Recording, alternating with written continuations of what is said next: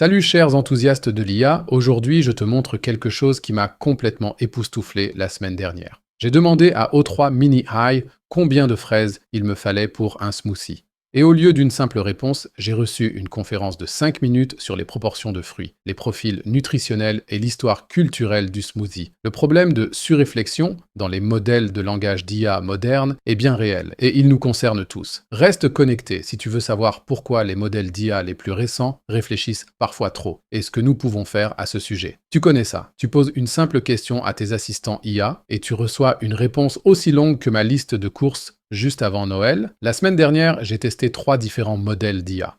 Et le problème de surréflexion m'a tellement fasciné que j'ai ensuite fait des recherches pendant des jours. Les résultats m'ont vraiment surpris et j'ai hâte de les partager avec toi. Car honnêtement, nous pourrions tous bénéficier de réponses d'IA plus efficaces. N'est-ce pas? Les modèles d'IA les plus récents, comme OO3 d'OpenAI ou DeepSeek V3, ont fait un énorme bond en avant dans leur capacité à résoudre des problèmes complexes. Leur grand avantage, ils réfléchissent comme des humains pendant un certain temps avant de répondre. On pourrait dire qu'ils ont enfin appris à réfléchir avant de parler, quelque chose que beaucoup de personnes dans mes réunions Zoom ne maîtrisent toujours pas. Cette approche est appelée Scaling Test Time Compute. Ils utilisent plus de ressources de calcul pendant l'inférence pour donner de meilleures réponses. Mais voici le rebondissement que personne n'a vu venir. Ces modèles ont un problème que nous connaissons tous dans notre propre vie, ils réfléchissent parfois beaucoup trop, surtout pour des questions simples. Ils sont comme cet ami qui traverse une crise existentielle en commandant à manger. Devrais-je prendre la pizza ou le burger? Et tu es assis à côté en pensant « Mon repas refroidit pendant que tu philosophes sur le sens de l'univers ». Regardons un exemple absurdement simple. La question est quel est le résultat de 2 plus 3? Une question à laquelle même mon neveu de 6 ans peut répondre entre 2 cuillères de pudding au chocolat. Un modèle d'IA normal répondrait brièvement et clairement le résultat de 2 plus 3 est 5. Et voilà, c'est fait. Mais un modèle de type O3, oh accroche-toi bien. C'est comme demander l'heure à un professeur de philosophie. Il commencerait par une première solution. Pour calculer 2 plus 3, j'additionne les deux nombres, 2 plus 3 égale 5. Donc la réponse est 5. Jusque-là, tout va bien. Mais c'est là que ça commence vraiment. Solution 2. Je peux décomposer les nombres de différentes manières. 2 peut être écrit comme 1 plus 1 et 3 comme 2 plus 1. Et ainsi de suite jusqu'à la solution 13. En moyenne, les modèles similaires à O3 utilisent environ 1953% de plus de tokens que les modèles conventionnels pour arriver à la même réponse. 1953% de plus. C'est comme prendre une voiture de Formule 1 pour aller à la boîte aux lettres au bout de la rue. Cette surréflexion est bien sûr follement inefficace et c'est exactement ce que les chercheurs ont étudié. Encore plus intéressant, les modèles réfléchissent le plus aux tâches simples. Pour les problèmes de niveau de difficulté 1, c'est-à-dire les plus simples, DeepSeek V3 a produit en moyenne 3,7 tours de solution. Au niveau 5, les problèmes vraiment corsés, ce n'était que 3,0 tours. Dans mon auto-expérience de la semaine dernière, j'ai confirmé cela. Plus ma question était complexe, plus la réponse était ciblée. Mais dès que je demandais quelque chose de simple, comme « Combien de temps dois-je faire cuire un œuf ?» Zrenia, j'ai reçu tout un essai sur la cuisson des œufs depuis le Moyen-Âge. Et maintenant, voici le coup de théâtre. Dans plus de 92% des cas, le modèle avait déjà la bonne réponse lors du premier tour de solution. Tout le reste est en principe aussi superflu qu'une crème solaire dans une grotte pluvieuse. Quand j'ai demandé à Anthropics Claude une simple recette de gâteau la semaine dernière, je n'ai pas seulement reçu la recette, mais aussi des variantes pour différents régimes, des contextes culturels et même une brève histoire du gâteau.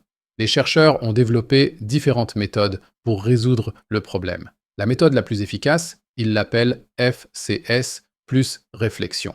Ils ne gardent que la première solution qui mène à la bonne réponse, ajoutent un bref tour de réflexion qui confirme la réponse et suppriment toutes les solutions redondantes supplémentaires. C'est comme dire à un ami bavard « Merci, j'ai compris la réponse. Tu peux arrêter. » De parler maintenant. Le résultat, avec DeepSeek V3, ils ont pu réduire le nombre de tokens générés de 48,6% tout en maintenant la précision. C'est impressionnant. Comme si tu découvrais soudainement que tu peux parcourir le même chemin vers le travail en 2 fois moins de pas. Pour les problèmes mathématiques simples, la version optimisée du modèle pouvait même générer environ 60% de tokens en moins tout en maintenant la précision ou même en l'augmentant légèrement. Ce serait comme si tu pouvais réduire ta consommation d'électricité de moitié sans renoncer à Netflix. Cette recherche nous montre quelque chose de vraiment fascinant. La pensée intelligente ne signifie pas seulement trouver les bonnes réponses, mais aussi savoir quand arrêter de réfléchir. C'est comme pour une bonne blague, tout est dans le timing. Quand j'ai travaillé moi-même sur des systèmes d'IA, j'étais souvent impressionné par les réponses sophistiquées, jusqu'à ce que je réalise que moins, c'est parfois plus. La partie la plus mince d'un smartphone n'est pas l'appareil lui-même, c'est le mode d'emploi, conçu pour être compris intuitivement. C'est exactement cette élégance que nous devrions aussi attendre de nos systèmes d'IA. Justement, à une époque où les coûts de calcul de l'IA et la consommation d'énergie sont des sujets importants, cette optimisation pourrait faire une grande différence. Quand j'ai travaillé sur un projet d'IA il y a un mois, j'ai pu réduire de moitié les coûts d'API, simplement en écrivant des prompts plus précis qui causaient moins de surréflexion.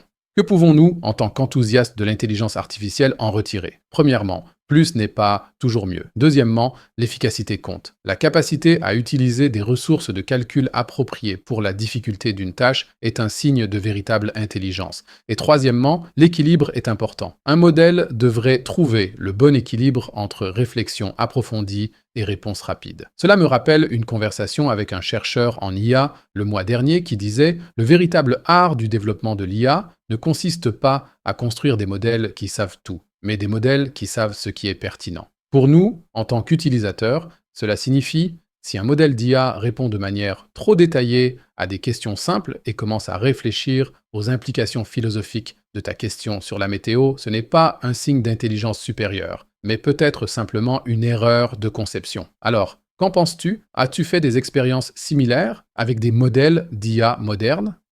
As-tu déjà demandé à une IA quel film tu devrais regarder et reçu à la place une histoire complète du cinéma du XXe siècle? Ou as-tu des astuces pour amener tes assistants IA à répondre de manière plus ciblée? Je suis particulièrement curieux de connaître tes expériences avec différents modèles. Certains sont-ils meilleurs que d'autres pour rester brefs et concis?